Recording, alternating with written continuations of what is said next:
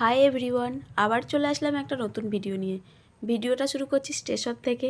যাচ্ছি হচ্ছে সবাই মিলে রাজ দেখতে নবদ্বীপ। তার জন্যই স্টেশনে চলে এসেছি। তোমরা কে কে নবদ্বীপ এসেছিলে রাজ দেখতে সেটা আবার কমেন্ট করে যেতে কেউ ভুলে যেও না। তো ট্রেনের জন্য অপেক্ষা করতে করতে ট্রেন চলেও এসেছে। তো ট্রেন থেকে আমরা নেমে পড়েছি বিষ্ণুপ্রিয়া স্টেশনে। ট্রেনে কেমন ভিড় তোমরা দেখে বুঝতেই পারছো। প্রচণ্ড ভিড় ছিল, খুব কষ্ট করে এসেছি বলতে গেলে। তারপরে এবার আমরা একটা একটা করে ঠাকুর দেখা শুরু করে দিয়েছি। এই যে এখানে একটা প্রতিমা।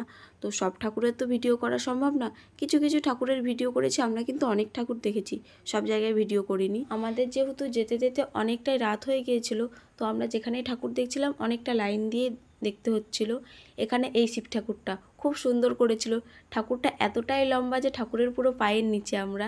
ভালো শিব ঠাকুরটা দেখার পরে চলে আসলাম এই প্যান্ডেলে। এখানকার থিমটা ওই যে একটা সানডে হরর স্পেশাল ছিল না ট্রেন দুর্ঘটনার, তোমরা কে কে দেখেছো কমেন্ট করে বলো। ওই থিমটাই এখানে হয়েছিল পুরো ট্রেনে। আর এই যে সত্যি সত্যি মানুষ পুরো ভূত সেজেছিল।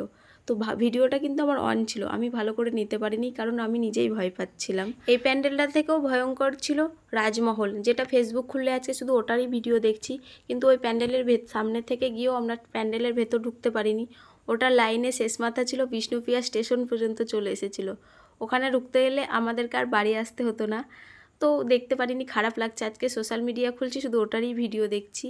যাই হোক, ভেবে লাভ নেই। এবছর দেখতে পারিনি তো কী হয়েছে, সামনের বছর দেখব। হয়তো রাজমহল হবে না, অন্য কিছু থিম হবে।